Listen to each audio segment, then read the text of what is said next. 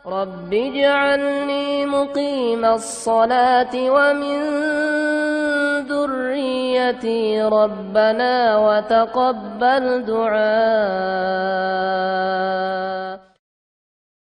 بسم الله الرحمن الرحيم. السلام عليكم ورحمة الله وبركاته. الحمد لله رب العالمين والعاقبة للمتقين ولا عدوان إلا على الظالمين والصلاة والسلام على سيد الأنبياء والمرسلين نبينا وحبيبنا وسيدنا محمد وعلى آله وصحبه أجمعين. أما بعد فمعاشر المسلمين والmuslimat rahimani wa rahimakumullah. Alhamdulillah, kita tentunya membuka dengan pujian kepada Allah Subhanahu wa taala atas kesempurnaannya, kesempurnaan dari nama-namanya yang husna, dari sifat-sifatnya yang mulia, kesempurnaan dari ketetapan-ketetapannya yang penuh dengan hikmah, kesempurnaan dari syariatnya, dari hukum-hukumnya yang penuh dengan keadilan. Maka hendaknya kita terus memuji Allah Subhanahu wa ta'ala, dan tidak ada yang pantas untuk kita mulai pada kesempatan yang berbahagia ini kecuali dengan memulai dengan memuji Allah Subhanahu wa ta'ala. Dan kemudian juga kita bersyukur atas nikmat-nikmatnya yang begitu banyak, nikmat yang tidak terhingga, nikmat yang kita rasakan setiap saatnya. Dan di antara nikmat yang Allah berikan, Allah kumpulkan kita di majlis ilmu pada malam hari ini. Fa nas'alullah subhanahu wa ta'ala an yarzuqana al-ikhlas. Kita mohon kepada Allah subhanahu wa ta'ala, mudah-mudahan kita semuanya diberi pertolongan untuk bisa ikhlas. Ikhlas dalam kehadiran kita, ikhlas dalam duduknya kita, dalam apa yang kita ucapkan, ya. Ikhlas dalam seluruh aktivitas yang kita lakukan pada malam hari ini. Kama nas'aluhu subhanahu wa ta'ala bi asmahil husna wa sifatil ulya an yarzuqana ilman nafi'ah. Sebagaimana pula kita memohon kepada Allah subhanahu wa ta'ala melalui nama-namanya yang husna, melalui sifat-sifatnya yang mulia, ya. Mudah-mudahan Allah subhanahu wa ta'ala mengaruniakan kepada kita semuanya ilmu yang bermanfaat. Allahumma anfa'na bima 'allamtana wa 'allimna bima yanfa'una wa zidna 'ilma. Allahumma inna nas'aluka 'ilman nafi'a wa rizqan thayyiba wa 'amalan mutaqabbala. Ma'asyiral muslimin wal muslimat rahimani wa rahimakumullah. Insyaallah dengan memohon pertolongan Allah Subhanahu wa taala kita ingin melanjutkan kembali mengambil faedah dari kitab Tauhid yang ditulis oleh seorang ulama yang hidup di abad yang ke-12, seorang ulama yang lahir pada tahun 1115 dan wafat pada tahun 1206, ya. Dan kita masuk pada bab minal iman, babun minal imani billah as-sabru ala aqdarillah. Bab termasuk dari iman kepada Allah adalah sabar terhadap ketetapan-ketetapan Allah Subhanahu wa ta'ala. Dan ini juga masih pada amalan-amalan yang sifatnya dilakukan oleh hati. Al-amal al-qalbiyah, al-a'mal al-qalbiyah, ya. Sebagaimana sebelumnya juga kita telah bahas tentang amalan-amalan hati seperti bertawakal kepada Allah Subhanahu wa taala, ya. Juga seperti cinta, ya. Dan juga takut, ya. Dan bab yang terakhir kita baca pada pertemuan yang lalu tentang qaulillahi ta'ala afa aminu makrallah fala ya'manu makrallah illal qaumul khasirun. Nah, ya. Ini juga berkaitan dengan takut, ya. Berkaitan dengan takut dan harapan. Ini juga amal hati, ya. Bahkan ini termasuk dari rukunnya ibadah. Rukunnya ibadah itu ada 3. Apa saja? Rukunnya ibadah itu yang pertama cinta. Ya. Jadi ibadah itu dilakukan dengan sebab cinta. Kenapa kita sholat? Ya karena cinta kepada Allah Subhanahu wa taala, karena cinta kepada Rasulullah sallallahu alaihi wasallam. Kita buktikan cintanya kita dengan beribadah, ya. Kemudian apa lagi? Takut, bahwa kita beribadah karena takut dari siksa Allah. Karena kita takut dari siksa Allah, maka kita beribadah kepada Allah Subhanahu wa taala. Dan juga apa? Karena berharap, ar-raja. Ya, berharap. Ini 3 amalan qalbiyah yang menjadi rukunnya ibadah. Itu berharap apa? Rahmat Allah, berharap balasan dari Allah, berharap ampunan dari Allah, ya. Dan takut dari siksanya, dan cinta kepada Allah Subhanahu wa taala dan Rasulnya. Dengan 3 amalan hati ini, maka ibadah itu akan ikhlas, ya. Ketika kita melakukan ibadah, pendorongnya adalah cinta kepada Allah, cinta kepada Rasulullah. Pendorongnya juga takut dari siksa Allah. Yang mendorong juga karena berharap untuk mendapatkan rahmat Allah, balasan dari Allah, maka akan menjadi apa? Menjadi ikhlas. Ibadah itu akan menjadi ikhlas, ya. Makanya takut dan harapan ini bagian dari ibadah yang sangat penting, ya. Namun ini mengulang sebentar. Namun ada 2 hal, ya, yang berbahaya yang berkaitan dengan takut dan harapan, yaitu ketika takut itu berlebihan sehingga sampai dia putus asa.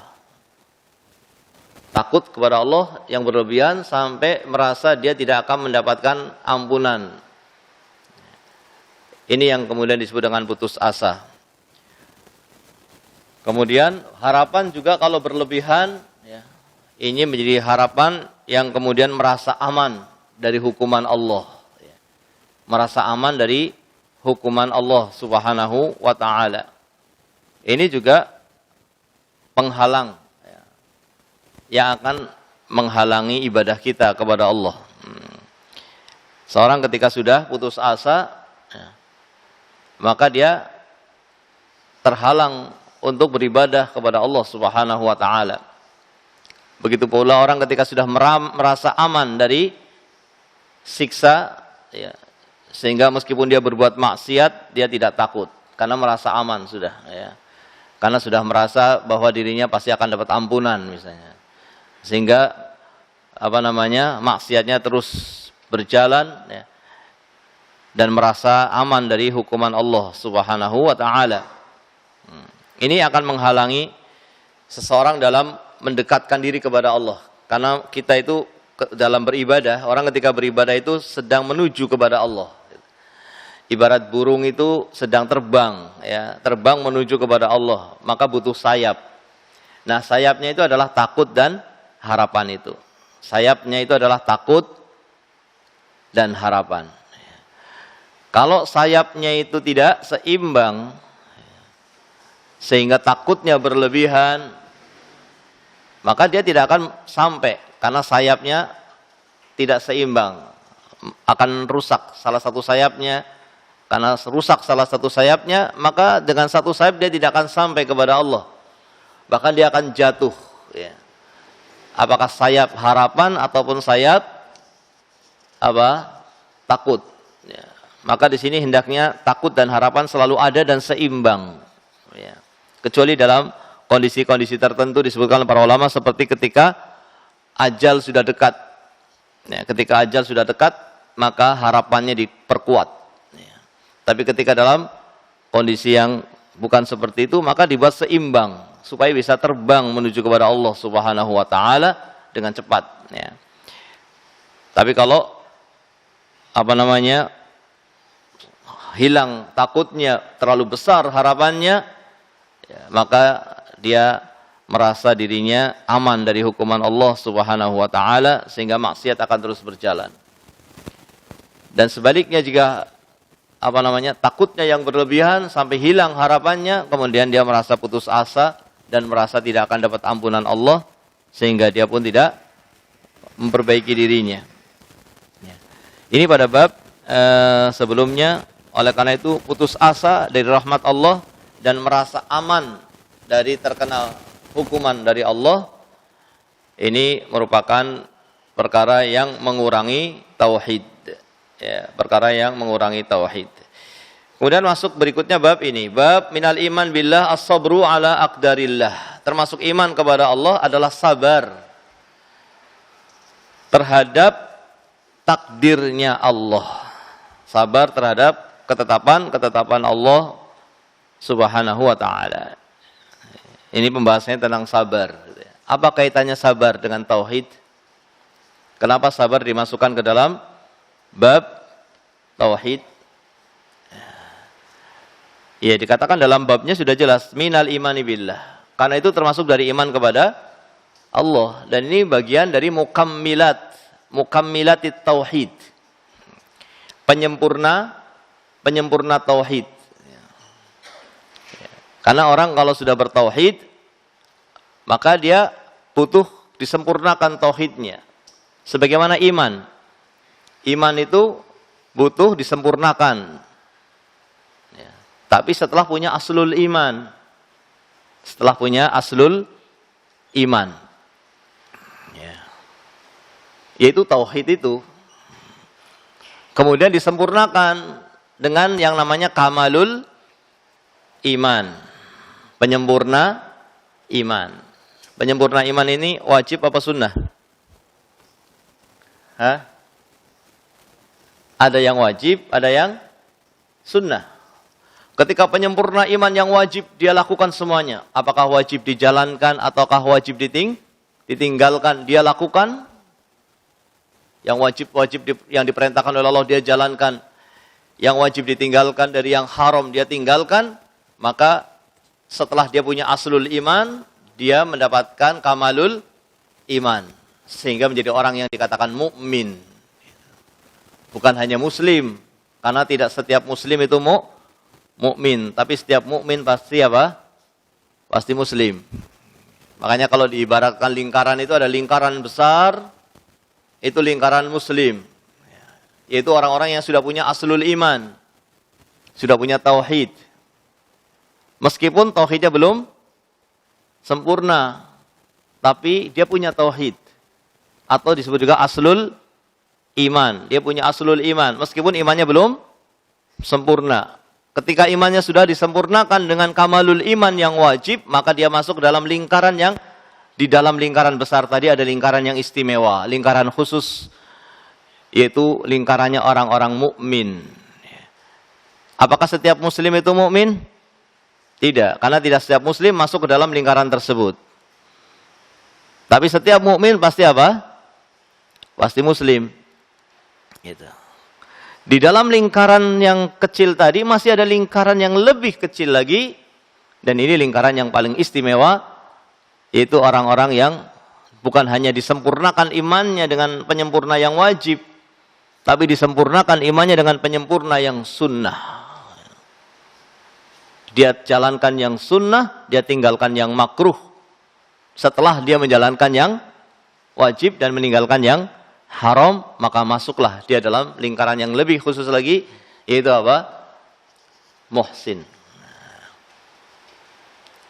Dan apakah orang bisa keluar dari muhsin sehingga menuju ke mukmin? Bisa. Karena sebab apa? Kemaksiatan. Karena kemaksiatan akhirnya yang tadinya masuk di dalam lingkaran yang khusus, dia keluar ke lingkaran yang lebih besar, yaitu mukmin. Barangkali kemudian dia tinggalkan, kemudian dia jalankan lagi kemaksiatan yang diharamkan, dan dia tinggalkan kewajiban-kewajiban yang diwajibkan oleh Allah, perintah-perintah yang diwajibkan oleh Allah dia langgar, akhirnya dia keluar ke dalam lingkaran mukmin, masuk ke dalam lingkaran Islam.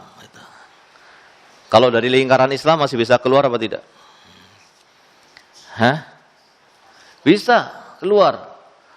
Yaitu ketika sudah rusak aslul imannya, ketika sudah rusak tauhidnya. Maka ini yang paling berbahaya tentunya. Dan kalau sudah rusak tauhidnya, rusak aslul imannya, penyempurna iman itu nggak ada manfaatnya. Penyempurna iman itu tidak ada manfaatnya ketika tidak punya yang namanya aslul iman. Penyempurna iman itu tidak ada manfaatnya ketika sudah tidak ada tauhid. Itu penyempurna iman tidak ada manfaatnya. Salatnya tidak ada manfaatnya, zakatnya tidak ada manfaatnya. Apalagi? Hajinya tidak ada manfaatnya. Zikir, baca Quran, semuanya tidak ada manfaatnya. Semua itu penyempurna iman. Sabarnya juga ini penyempurna iman, tidak ada manfaatnya. Ketika dia tidak punya tauhid atau tidak punya aslul iman. Maka aslul iman atau tauhid ini betul-betul kita apa? Kita jaga. Betul-betul kita jaga dan kita berlindung kepada Allah Subhanahu wa taala agar jangan sampai terjatuh kepada pembatal tauhid. Dan jangan merasa aman. Kalau saya sih nggak mungkin batal tauhidnya. Karena sudah belajar kitab tauhid. Semuanya terancam. Oleh karena itu kita diajar oleh Nabi SAW dengan doa, Allahumma inni a'udzubika apa? An usyrika bika wa ana a'lam wa astaghfiruka lima la a'lam. Ya Allah, aku berlindung kepadamu ya Allah dari berbuat syirik yang sudah aku tahu, sudah aku ketahui. Kenapa kita berlindung? Karena bisa jadi orang sudah tahu tapi melanggar. Dan kalau sampai yang dilanggar adalah tauhidnya, dia keluar dari lingkaran yang besar tadi, bukan lagi menjadi muslim. Karena sebab apa? Kesyirikan yang dilakukannya, wal'iyadzubillah. Ya. Maka ini perkara yang betul-betul harus kita jaga. Tauhid, aslul iman. Kemudian kita sempurnakan dengan kamalul iman. Dengan mukammilatit tauhid, penyempurna tauhid kita sempurnakan gitu. Dan kita jaga aslul iman, kita jaga tauhid karena tidak ada manfaatnya ketika tidak ada tauhidnya. Ibadah-ibadah yang menyempurnakan iman, yang menyempurnakan tauhid tidak bernilai sama sekali. Allah mengatakan wa qaddimna ila ma 'amilu min 'amalin faj'alnahu haba'an mansura. Akan kami hadapi amalannya orang-orang musyrik dan akan kami jadikan amalan itu seperti debu yang berterbangan. Debu yang berterbangan itu ada beratnya apa tidak? Debu habaan ini apa namanya? Debu yang kelihatan ketika ada cahaya masuk itu. Ketika ada cahaya masuk jendela, biasanya ada apa namanya? Ada yang terbang. Ini dikatakan habaan. Apa namanya itu? Itu ada beratnya apa tidak itu? Enggak ada. Silakan dicoba. Diambil, ditimbang. Enggak ada beratnya. Maka aslul iman atau tauhid ini perkara yang harus kita selalu menjaganya. Jangan sampai kita merasa aman. Jangankan kita, Nabi Ibrahim saja di antara doanya apa? Wajnubni wa baniya an na'budal asnam. Ya Allah, jauhkanlah aku dan anak keturunanku dari beribadah kepada patung. Padahal beliau sendiri yang menghancurkan patung. Beliau yang menghancurkan tapi beliau masih takut. Kalau beliau yang seperti itu tingkat imannya, tingkat tauhidnya masih takut dari terjatuh kepada kesyirikan, maka orang yang seperti kita bagaimana? Pantasnya lebih takut. Pantasnya kita lebih takut. Karena apa namanya, hati dibolak-balik dan kita tidak tahu, kita hanya berusaha, kita harus senantiasa berusaha dan berdoa kepada Allah Subhanahu wa taala ya. Karena semuanya tidak ada manfaatnya. Penyempurna iman, penyempurna tauhid itu semuanya tidak ada manfaatnya. Yang paling penting aslul tauhidnya dulu.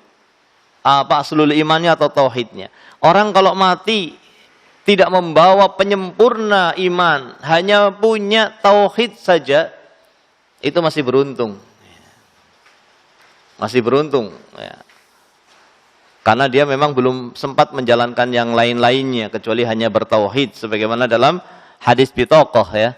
Ada seorang yang meninggal dunia nanti di hari kiamat, akan ditampakkan oleh Allah amalan dia. Ternyata sepanjang mata memandang, 99 catatan amalannya semuanya kejelekan. Enggak ada yang baik. Dan orang itu tentu merasa apa? Merasa bahagia atau merasa takut? Tentu merasa takut terkena siksa Allah, sudah merasa terancam, dirinya merasa tidak akan selamat. Kemudian Allah tampakkan kepada dia dan Allah katakan kepada dia bahwasanya pada hari ini tidak ada yang dizalimi. Kemudian ditampakkan oleh Allah, diperlihatkan oleh Allah satu catatan kecil. Melihat satu catatan kecil sementara dia punya catatan amalan kejelekan 99 sepanjang mata memandang, dan melihat satu catatan kebaikan kecil. Kira-kira optimis atau masih pesimis ini? Masih pesimis, ya kan? Apa artinya? Apa artinya meskipun baik tapi catatan kecil? Apa artinya? Ternyata setelah ditimbang 99 yang sepanjang mata memandang ditaruh di anak timbangan, dan satu catatan kecil ini yang ternyata bertuliskan apa? La ilaha illallah, atau dalam riwayat bertuliskan asyhadu an la ilaha illallah wa asyhadu anna Muhammad Rasulullah. Berarti itu yang namanya aslul iman, berisi aslul iman, berisi tauhid. Ternyata ketika ditimbang lebih berat tauhidnya, sehingga dia pun selamat dari siksa api neraka. Ini kalau punya aslul tauhid aman gitu. Yang jadi masalah tidak punya. Salatnya punya, zakatnya punya, haji punya, puasa Ramadan tiap tahun, haji mungkin juga berkali-kali, umroh ditambah lagi dengan umroh, apalagi baca Quran, apalagi sedekah luar biasa, membawa amalan-amalan yang merupakan penyempurna iman, tapi plus membawa syirik. Tidak punya aslul iman, nggak punya tauhid, maka itu semuanya tidak ada nilainya. Gitu. Nah, sabar ini berkaitan dengan penyempurna tauhid, dan ini erat kaitannya dengan iman. Maka dikatakan minal iman billah as-sabru ala aqdarillah. Termasuk iman kepada Allah adalah sabar dari ketetapan Allah Subhanahu wa taala, ya. Dan sabar itu bagian dari tauhid, penyempurna tauhid, karena semakin orang bertauhid, dia akan semakin sabar. Karena semakin orang bertauhid, kira-kira akan semakin menjalankan perintah Allah atau tidak? Semakin menjalankan perintah Allah. Semakin bertauhid, semakin meninggalkan larangan Allah atau tidak? Semakin meninggalkan larangan Allah. Dan itu semuanya butuh yang namanya apa? Sabar. Tidak mungkin seorang akan menjalankan ketaatan kecuali dengan kesabaran. Dan tidak mungkin seseorang akan meninggalkan kemaksiatan kecuali dia butuh yang namanya sabar. Oleh karena itu sabar itu dibutuhkan oleh kita dalam urusan kehidupan kita. Kita sangat butuh dengan yang namanya sabar. Sehingga disebutkan tidak ada pemberian dari Allah yang lebih dari pemberian pada Allah dari kesabaran yang diberikan kepada hambanya. Dan Nabi SAW dalam riwayat Muslim mengatakan apa? As-sabru dhiya. Sabar itu apa? Sabar itu cahaya. Cahaya yang menerangi orang. Sehingga dia tahu apa yang harus dilakukan. Untuk meninggalkan maksiat. Untuk menjalankan ketaatan. Itu semuanya butuh sabar. Tanpa sabar, itu nggak akan bisa. Makanya para ulama menyebutkan sabar itu ada berapa? Ada 3. Ya kan? Sabar dalam menjalankan ketaatan. Kenapa butuh sabar? Karena menjalankan ketaatan itu apa? Butuh ada beban yang harus dia lakukan. Menjalankan ketaatan itu ada beban yang harus dia lakukan. Maka untuk bisa memikul beban yang berupa menjalankan ketaatan tadi butuh namanya kesabaran. Kalau tidak sabar ya dia tidak akan bisa. Maka pertolongan dari Allah yang berupa kesabaran sangat kita butuhkan untuk kita bisa menjalankan ketaatan. Begitu pula meninggalkan maksiat. Meskipun meninggalkan maksiat itu tidak butuh melakukan apa-apa, ya apa tidak? Meninggalkan maksiat butuh melakukan apa? Kan cuma diam saja kan. Tapi di sini butuh sabar apa tidak? Butuh sabar. Kenapa?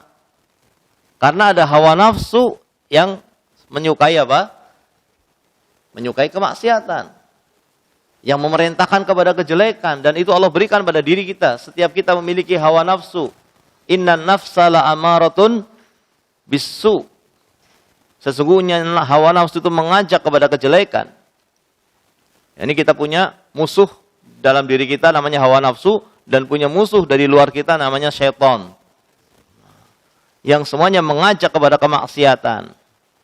Meskipun kemaksiatan tidak berbuat apa-apa, tetapi untuk menahan hawa nafsu dan menghalangi syaitan, ini butuh yang namanya apa? Butuh yang namanya sabar. Kalau tidak diberi kesabaran, meskipun tidak melakukan apa-apa, ini sulit. Apalagi kemaksiatan itu, meskipun tidak, meskipun sabar itu tidak melakukan apa-apa, tapi hawa nafsu mendorong kepada kemaksiatan, dan kemaksiatan itu mudah dilakukan. Kemaksiatan itu mudah atau tidak? Berbuat maksiat mudah apa tidak? Ya sangat mudah, ya kan? Sampai digambarkan oleh Nabi SAW bahwa Islam itu ibarat jalan yang kemudian di kanan kirinya ada pintu-pintu, yang pintu-pintu itu tidak ditutup tidak ditutup dengan kayu atau besi yang kuat dikunci, tidak dikunci. Pintu-pintu itu ditutup tapi dengan kain, dengan korden. Ya. Korden itu kalau disingkap gampang apa tidak? Maka begitulah kemaksiatan. Dengan menyingkap korden tadi, kemudian akan dengan mudahnya melakukan kemaksiatan. Nasallallahu alaihi. Ya. Jadi kira-kira lebih mudah mana? Sabar menjalankan ketaatan atau sabar meninggalkan maksiat? Berat mana ini kira-kira? Ya. Kadang-kadang bisa jadi sabar meninggalkan maksiat lebih berat. Kadang-kadang bisa lebih berat. Maka ini kita butuh yang namanya sabar ini. Ya. Kemudian yang ketiga, sabar dari ketetapan-ketetapan Allah, dari musibah-musibah. Dan ini yang dibahas dalam bab ini. Yang dimaksud dalam bab ini adalah sabar dari ketetapan Allah yang sifatnya apa? Musibah. Ya. Dan ini tidak ada pilihan dari kita, karena itu sudah menjadi ketetapan yang Allah inginkan. Tidak ada pilihan. Beda dengan taat atau maksiat. Taat atau maksiat itu juga ketetapan dari Allah. Iya apa tidak? Nah, tetapi di situ ada pilihan pada manusia untuk melakukannya atau tidak melakukannya. Oleh karena itu tidak bisa beralasan dengan takdir ketika berbuat maksiat. Meskipun itu ketetapan, betul. Kafirnya siapa? Fir'aun, kafirnya Abu Jahal, itu kehendak Allah atau bukan? Kehendak Allah. Ketetapan dari Allah. Tetapi apakah Allah menginginkan kepada Fir'aun untuk kafir? Ya. Tidak. Allah menginginkan kepada semua hamba-hambanya beriman. Dan hamba-hamba itu diberi pilihan oleh Allah. Mau beriman apa tidak, dia punya kemampuan untuk memilih. Ya. Ketika kita berbuat maksiat, itu kira-kira pilihan kita atau bukan? Pilihan kita. Meskipun ketika sudah terjadi, berarti itu adalah kehendak Allah, ketetapan dari Allah. Tetapi bukan sesuatu yang dicintai oleh Allah Subhanahu wa ta'ala. Karena yang dicintai oleh Allah adalah kita tidak berbuat maksiat. Oleh karena itu ketika seorang berbuat maksiat tidak boleh mengatakan qadarullah. Ini sudah jadi takdir Allah. Tidak bisa. Kadang ada orang yang kayaknya kalau menurut saya agak keliru itu ya. Dia berbuat salah, dia melakukan kesalahan, ya, sehingga dia tidak amanah dalam menjalankan tugasnya, kemudian dia mengatakan qadarullah. Dia telah memilih sendiri kesalahan itu pada dia, bukan dari ketetapan Allah Subhanahu wa ta'ala. Meskipun ketika sudah terjadi, ya itu tidak lepas dari ketetapan Allah. Tetapi untuk kemaksiatan tidak boleh beralasan dengan takdir. Adapun yang kita bahas sekarang ini adalah ketetapan yang sifatnya musibah. Maka di sini Boleh orang mengatakan apa? Qaddarallahu wa ma syaa fa'al. Gitu. Karena tidak ada satupun dari musibah-musibah yang terjadi kecuali itu ditetapkan oleh Allah, bahkan telah ditulis oleh Allah dan diketahui oleh Allah sebelum terjadinya. Ya, semuanya sudah diketahui oleh Allah, semuanya sudah ditulis oleh Allah Subhanahu wa taala. Nah, sehingga kemudian Allah menghendaki terjadi, maka setelah terjadi boleh bagi hamba untuk mengatakan qadarullah wa ma syaa fa'al. Ini ketetapan dari Allah, ya. Maka hendaknya kita bersabar. Nah, bersabar dari ketetapan Allah yang seperti ini, bersabar dari ketetapan Allah yang seperti ini adalah bagian dari iman. Jadi ketika ada musibah, kita harus meyakini bahwa musibah ini tidak lepas dari ketetapan Allah. Dan musibah ini bahkan telah ditulis oleh Allah di Lauh Mahfuz ya, sebelum terjadinya. Dan telah diketahui oleh Allah sebelum terjadinya. Maka kewajiban kita tidak lain adalah apa? Adalah bersabar. Ya. Karena Allah memang menguji hamba-hambanya diantaranya dengan apa? Dengan musibah. Ya. Allah menguji hamba-hambanya diantaranya dengan musibah. Allah berfirman, "Walanabluwannakum bisyai'in minal khaufi wal ju'i wa naqsim minal amwali wal anfusi was samarat wa basyiris sabirin." Allah menguji hamba-hambanya dengan Allah ambil hartanya, Allah mematikan, ya, mewafatkan keluarganya, anaknya, ibunya, bapaknya. Ya. Dan itu ujian dari Allah Subhanahu wa ta'ala. Siapa orang yang beruntung dalam ujian ini? Orang yang beruntung adalah orang yang apa? Yang bersabar, dan orang yang bersabar itu adalah tanda dari keimanan. Oleh karena itu Nabi SAW bersabda, "Ajaban li amril mu'min," sungguh menakjubkan seorang mukmin itu. "Inna amrahu kullahu khair," sesungguhnya urusannya selalu baik. Orang mukmin itu selalu baik dalam segala keadaannya.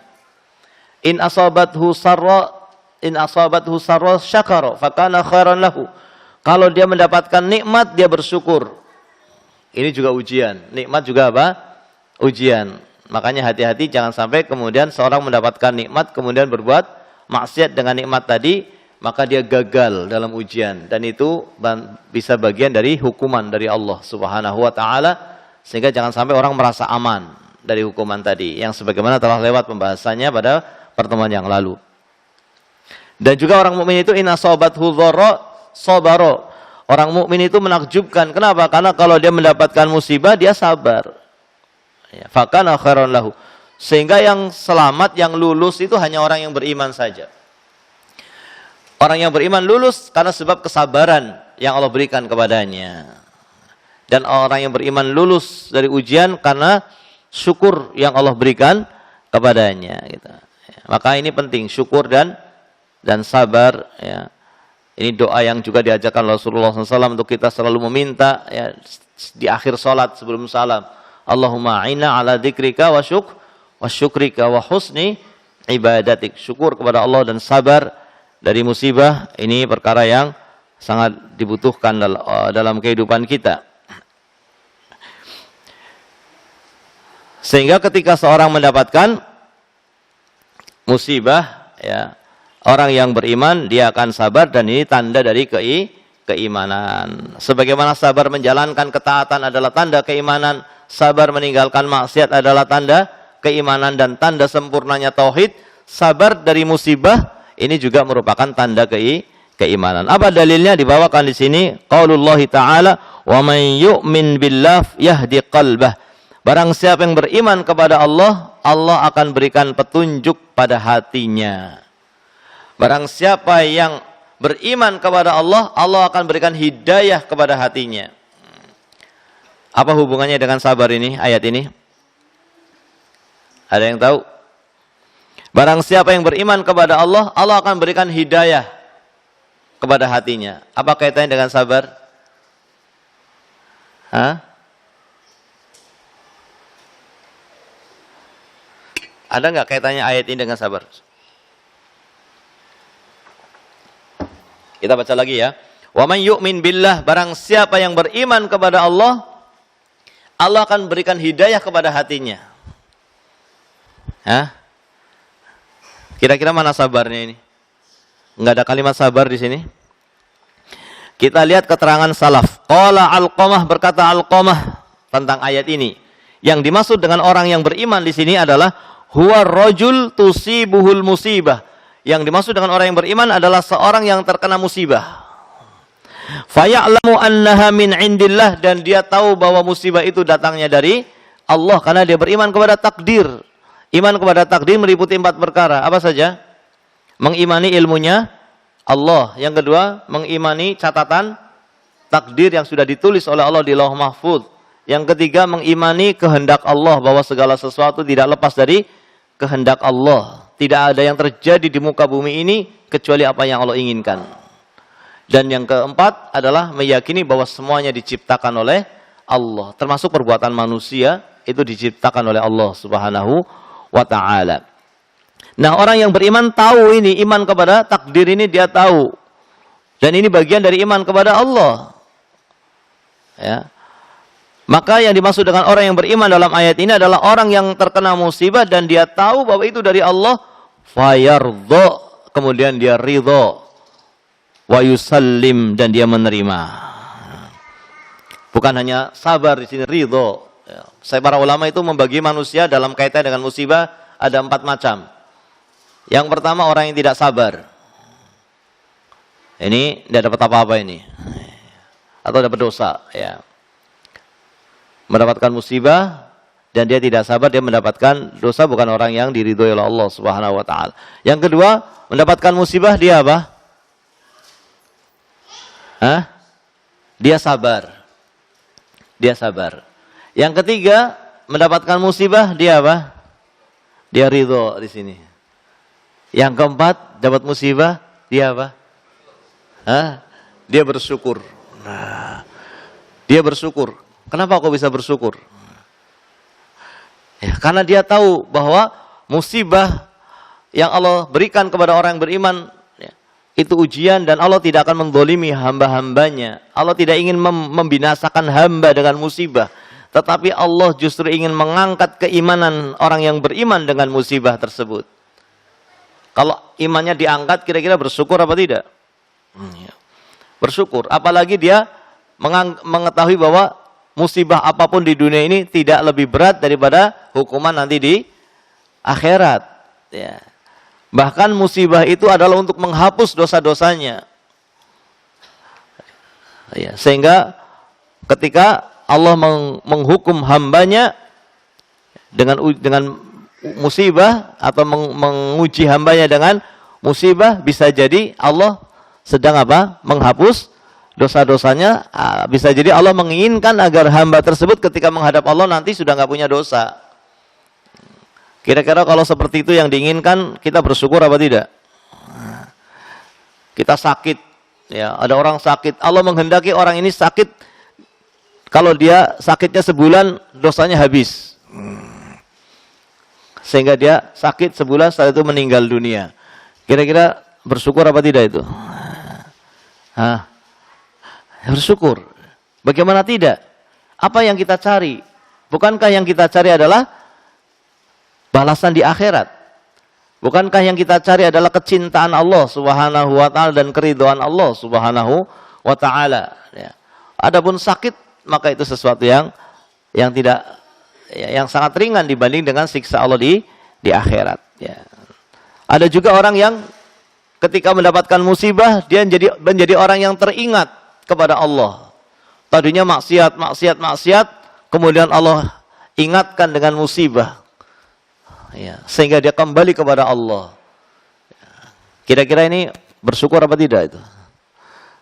Bersyukur, ya kan? Ini kalau sampai tingkatan bersyukur, ini tingkatan orang yang paling tinggi dalam mendapatkan apa? Musibah. Ya. Sampai ada, dia sebutkan dalam ucapan para salaf itu, ketika mereka itu mendapatkan musibah dan kemudian dengan musibah itu menjadi orang yang kembali kepada Allah, dia berharap agar dia terus dalam keadaan seperti itu. agar dia terus mendapatkan musibah itu. Karena dia merasa inilah yang membuat dia kembali kepada Allah. Dan sebelum mendapatkan musibah ini dia tidak ingat kepada Allah, lalai. Dan setelah Allah ingatkan dengan musibah, kemudian dia jadi ingat Allah. Dan menjadi semakin dekat kepada Allah. Sehingga dia sampai berharap seandainya ini nggak usah pergi. Supaya terus dekat dengan Allah Subhanahu wa ta'ala. Maka ayat ini berkaitan dengan orang yang sabar. Barang siapa yang beriman kepada Allah artinya orang yang sabar. Dan orang yang sabar disebut dengan iman. Sabar itu disebut dengan iman karena sabar itu penyempurna iman. Dan orang yang bersabar adalah orang yang beriman. Barang siapa yang bersabar, yang dikatakan dengan beriman di sini, Allah akan berikan hidayah ke dalam hatinya. Allah akan berikan hidayah dalam hatinya. Sehingga hatinya menjadi hati yang sabar, menahan lesannya, menahan tangannya, menahan apa lagi? Hatinya dari marah kepada Allah, dari murka, dari mengatakan kata-kata yang tidak baik. Ya. Kemudian dibawakan di sini wa fi sahih Muslim an Abi Hurairah radhiyallahu taala anhu anna Rasulullah sallallahu alaihi wasallam qaal isnatani fin nas huma bihim kufrun. Ada dua pada manusia yang dengan keduanya dia terkena kekufuran. Berarti ini cabang-cabang kekufuran, bukan cabang-cabang yang menyempurnakan iman. Apa itu cabang-cabang kekufuran? Yang pertama at-ta'nu fin nasab, mencela nasab. Ya. Yang kedua wan niyahatu 'alal mayyit, dan niyahah. Apa namanya niyahah itu? Meratapi, ya. Meratapi mayit ketika mendapatkan musibah, meninggal keluarganya, dia melakukan niyahah. Niyahah itu bisa menjambak rambut, bisa merobek baju, bisa mengucapkan kata-kata yang menunjukkan tidak sabar. Ini adalah kekufuran. Ya. Tapi ada yang bukan niyahah, meskipun dia menangis. Ya. Ada perbuatan yang tidak masuk dalam niyahah. Ya. Kalau sekedar hanya menangis. Dan menangisnya tidak dengan suara. Ya, tidak dengan suara. Apa namanya? Sedih gitu ya. Sedih sampai meneteskan air mata. Meneteskan air mata itu tidak mengeluarkan dari sabar. Dan bukan bagian dari niyahah. Niyahah itu kalau sudah sampai apa? Melakukan tangannya bergerak, lesannya mengucapkan kata-kata yang tidak ridho, menunjukkan tidak ridho dengan ketetapan Allah Subhanahu wa taala. Ya. Maka ini niyahah. Adapun yang sekedar meneteskan air mata, menangis tapi tidak dengan suara, ya. Ini masih dikatakan sabar. Kenapa demikian? Karena Nabi SAW ketika meninggal putranya, Nabi juga apa? Meneteskan air mata. Ya, tetapi beliau tidak mengatakan kecuali kata-kata yang diridhoi oleh Allah Subhanahu wa taala. Kemudian disebutkan hadis berikutnya, walahuma an Ibnu Mas'udin radhiyallahu taala anhu marfu'an, laisa minna man darabal khudud wa syaqqal juyub wa da'a bi da'wal jahiliyah. Bukanlah termasuk dari kami. Berarti ini kekufuran, berarti ini dosa besar. Karena Nabi mengatakan bukanlah termasuk dari kami. Ini tanda bahwa ini dosa besar. Ini perkara yang menghilangkan kesempurnaan iman. Bukan menghilangkan iman, tapi menghilangkan kesempurnaan iman. Itu siapa? Mereka yang merobek baju, dorobal khudud, memukul-mukul badan, memukul pipi, ya, memukul badan, memukul pipi. Wasaqal juyub, yang merobek-robek baju. Wada'a bida'wal jahiliyah, dan yang mengatakan perkataan-perkataan jahiliyah, yaitu tidak sabar ketika mendapatkan musibah. Maka sabar itu diartikan oleh para ulama adalah al-habsu. Sabar itu menahan. Menahan apa? Menahan lesan, menahan hati pertama. Menahan hati sehingga hatinya apa? Menerima. Kemudian menahan lesan dari mengatakan perkataan yang tidak diridhoi oleh Allah Subhanahu wa taala. Sabar itu menahan anggota badan, menahan tangan, menahan kaki, ya. Ini sabar. Orang yang sabar, maka orang yang yang tidak sabar, maka dikatakan di sini laisa minna, bukan termasuk dari kami. Itu orang yang sampai memukul pipinya, merobek bajunya, ya, mengucapkan kata-kata jahiliyah. Kemudian wa an Anas radhiyallahu anhu anna Rasulullah sallallahu alaihi wasallam qala idza arada Allah bi 'abdihi al-khaira ajjalahu lahul 'uqubata fid dunya. Nabi SAW bersabda, jika Allah menginginkan kepada hambanya kebaikan, Allah akan segerakan hukumannya di dunia. Yaitu dengan musibah. Jadi musibah itu bukan tanda apa? Kebencian. Bagi orang yang beriman, musibah itu adalah keinginan baik dari Allah kepada hambanya. Jadi antara cintanya Allah dengan pemberian itu tidak berbanding lurus, begitu ya. Cintanya Allah tidak harus dengan memberi. Dan bencinya Allah tidak harus dengan menahan dari pemberian. Bisa jadi Allah memberi karena Allah membenci. Karena Allah sedang menghukumnya. Dan bisa jadi Allah tidak memberi atau memberikan musibah bahkan, tapi Allah sedang apa? Mencintainya. Dan yang kita cari adalah cintanya Allah Subhanahu wa ta'ala. Apa yang kita cari kalau bukan cintanya Allah? Hidup itu tidak akan dirasakan sebagai kehidupan kalau tidak mendapatkan cintanya Allah Subhanahu wa ta'ala. Orang yang tidak mendapatkan cintanya Allah, itu hidupnya, ya sebetulnya nggak hidup dia, mati dia.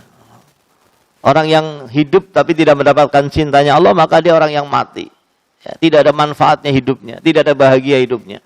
Kebahagiaan itu ketika seorang mendapatkan cintanya Allah Subhanahu wa ta'ala. Oleh karena itu, seorang hendaknya memahami, ya, mengenal Allah Subhanahu wa ta'ala ketika Allah memberikan kepadanya musibah. Maka hendaknya dia bersabar, karena bisa jadi itu tanda dari kecintaan Allah kepadanya. Dan sebaliknya, wa idza arada bi 'abdihi syarra, jika Allah menghendaki kejelekan, ya. Artinya Allah menghendaki orang itu mendapatkan musibah. Ya. Atau Allah menghendaki menetapkan kepada dia ketetapan yang tidak baik, maka Allah akan amsaka anhu bidzambihi. Allah justru akan menahan dia dari dosa-dosanya, artinya dia tidak akan mendapatkan hukuman di dunia dengan dosa-dosanya, hatta yuwafiya bihi yaumal qiyamah, sampai akan dibalas nanti pada hari kiamat. Justru ditahan hukumannya dan akan dibalas nanti pada hari kiamat. Ya. Jadi musibah itu terkadang adalah keinginan baik Allah kepada hambanya. Wa qala Nabi sallallahu alaihi wasallam, dan Nabi sallallahu alaihi wasallam bersabda, inna 'idhamal jazaa'i ma'idhamil bala. Sesungguhnya besarnya balasan itu sesuai dengan besarnya musibah. Fa inna Allah ta'ala idza ahabba qauman, sesungguhnya Allah Subhanahu wa taala jika mencintai suatu kaum, ibtalahum, Allah akan mengujinya. Faman radiya falahu ridha wa man sakhita falahu sukht. Barang siapa yang ridho dengan ketetapan Allah, maka dia akan mendapatkan keridhaan Allah. Dan barang siapa yang marah, tidak ridho dengan ketetapan Allah, maka dia pun akan mendapatkan kemarahan dari Allah Subhanahu wa ta'ala. Ya, maka di sini hendaknya kita memahami, mengenal Allah dengan sebenar-benarnya. Jangan kemudian kita merasa ketika mendapatkan kebaikan-kebaikan berarti tanda Allah cinta, belum tentu. Ya. Belum tentu itu tanda cinta. Ya. Karena kalau kebaikan itu digunakan untuk maksiat, maka itu hukuman. Ya. Istidraj. Ya. Dan sebaliknya, ketika kita mendapatkan musibah, jangan kemudian kita merasa tidak dicintai oleh Allah. Justru saat itu Allah mencintai hambanya. Bisa jadi dia mencintai hambanya dengan musibah itu. Ya. Tapi tentunya di sini kita pun tidak meminta musibah, ya. Kita tidak meminta musibah. Karena musibah kalau mengenai seseorang dan orang itu tidak sabar, ya ini bukan tanda kebaikan. Tanda kebaikan itu ketika orang mendapatkan musibah dan dia sabar. Dan kita tidak tahu apakah bisa sabar apa tidak. Maka jangan minta. Jangan-jangan kalau kita minta terus gak sabar. Tetapi ketika Allah menetapkan ketetapannya pasti akan terjadi dan kemudian kita mendapatkan musibah, maka jalan terbaik yang harus kita lakukan adalah sabar. Dan kita yakin ya bahwa dengan sabar itu tanda ya bahwa bisa jadi bahwa itu memang Allah sedang mencintai kita. Allah sedang menginginkan kebaikan untuk kita, untuk hambanya ya. Makanya tadi kita katakan sebagian salaf ketika mendapatkan peringatan dari Allah sehingga kembali kepada Allah, dia tidak ingin peringatan itu pergi darinya. Ya. Karena justru dengan itu dia selalu ingat kepada Allah Subhanahu wa taala. Ya. Dan sebaliknya ya, seorang yang mendapatkan kenikmatan-kenikmatan di dunia ya, belum tentu itu sebagai tanda bahwa Allah cinta kepadanya gitu. Dan bagaimanapun juga ya, apakah musibah ataukah nikmat, hendaknya yang kita cari adalah keridhaan Allah. Apakah musibah ataupun nikmat, hendaknya yang kita cari adalah kecintaan Allah Subhanahu wa taala. Karena kalau Allah sudah memberikan cintanya kepada hambanya, maka hamba itu adalah hamba yang beruntung ya.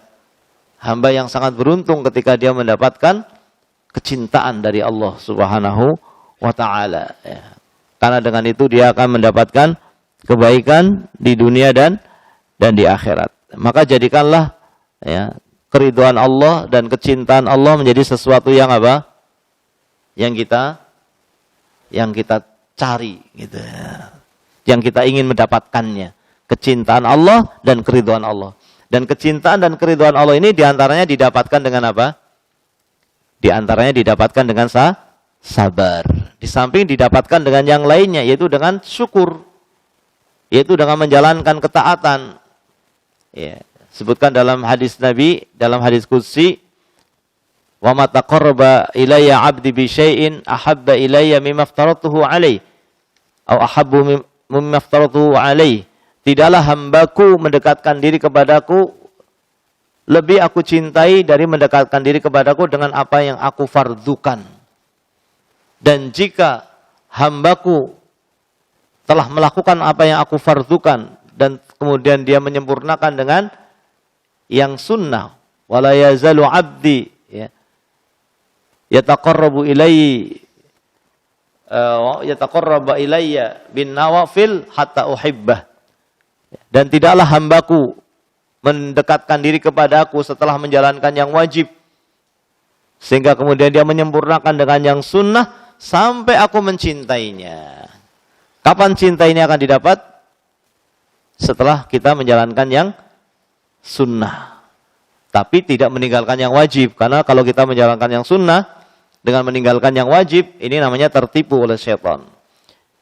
Jadi kewajiban kita menjalankan yang wajib, setelah itu disempurnakan dengan yang sunnah. Maka dia adalah orang yang akan mendapatkan kecintaan dari Allah. Ketika orang itu mendapatkan kecintaan dari Allah, lihat bagaimana pengaruhnya.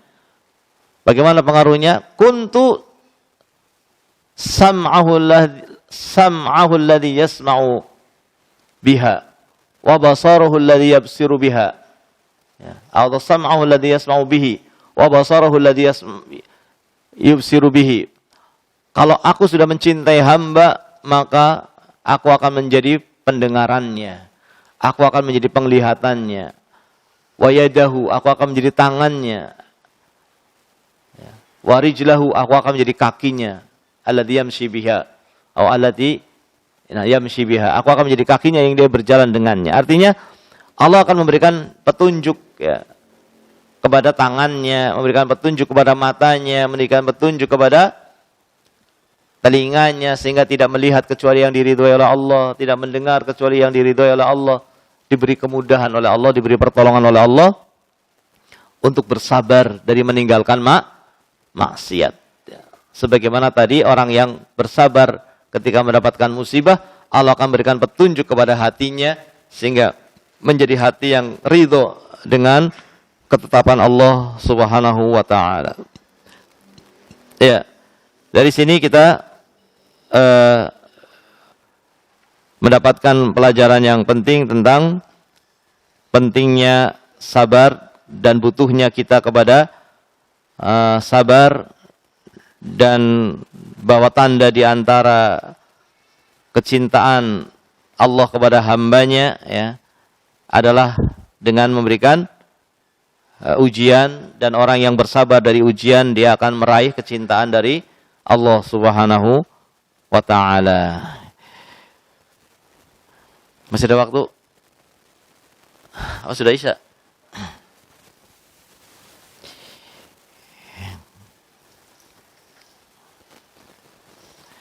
Selesai dari bab tentang minal iman billah. Bagian termasuk dari beriman kepada Allah adalah sabar.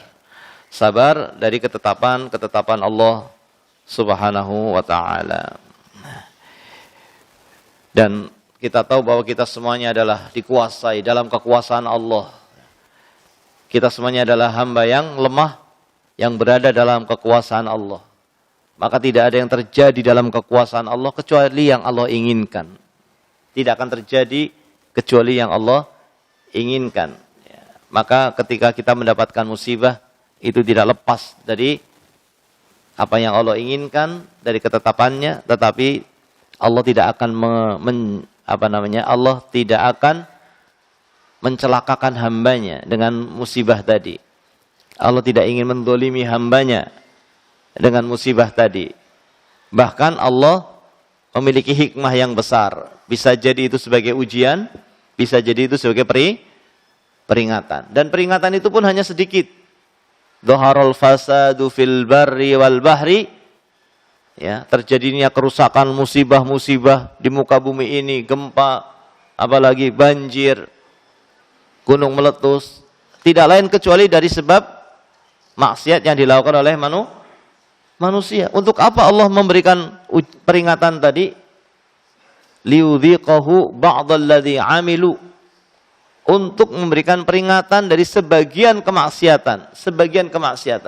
Kalau setiap kemaksiatan yang dilakukan oleh hamba Allah memberikan peringatan, mungkin sudah habis kita. Allah hanya memberikan sebagiannya saja sebagai peringatan. Sehingga tidak ada kezaliman sama sekali dari apa yang Allah tetapkan. Ketetapan Allah berputar di antara keadilan dan keutamaan. Allah tidak pernah berbuat zalim. Ketika Allah menghukum hambanya, maka itu keadilan dari Allah Subhanahu wa taala. Dan ketika Allah memberikan pemberian kepada hambanya, maka itu adalah keutamaan dari Allah Subhanahu wa taala kepada hamba-hambanya. Maka hendaknya kita selalu berprasangka baik kepada Allah, selalu mendekatkan diri kepada Allah, selalu ingat kepada Allah ya, dalam segala keadaan kita ya. Tidak lupa dengan berzikir sebagaimana yang diajarkan dalam agama kita. Tidak ada satupun kegiatan-kegiatan, selalu ada zikir di sana. Dari mulai mau tidur ada zikirnya apa tidak? Ada zikirnya. Bangun tidur ada zikirnya. Mau apa lagi? Wudu ada zikirnya. Sebelum wudu mau buang hajat, masuk kamar mandi, masuk WC ada zikirnya. Keluar dari WC ada zikirnya lagi. Mau berwudu ada zikirnya. Setelah selesai wudu ada zikirnya. Menuju ke masjid ada zikirnya. Masuk masjid ada zikirnya. Keluar masjid ada zikirnya. Ini semuanya Allah Subhanahu wa taala tetapkan kepada kita semuanya agar kita menjadi hamba-hamba yang senantiasa bersyukur, ingat kepada Allah Subhanahu wa taala dan berlindung kepada Allah Subhanahu wa taala sehingga kita menjadi orang-orang yang jauh dari syaitan, menjadi orang-orang yang senantiasa mendapatkan pertolongan dari Allah Subhanahu wa taala. Barangkali ini ya yang bisa kita pelajari untuk malam hari ini ya. Masuk pada bab yang keberapa ini? Saya tidak ingat. 34 barangkali. Ya, di kitab saya tidak ada babnya. Dan insyaallah kita lanjutkan pada bab-bab berikutnya dari kitab Tauhid. Wassallallahu wasallam ala nabiyyina Muhammad wa ala alihi wa sahbihi ajma'in. Assalamualaikum warahmatullahi wabarakatuh.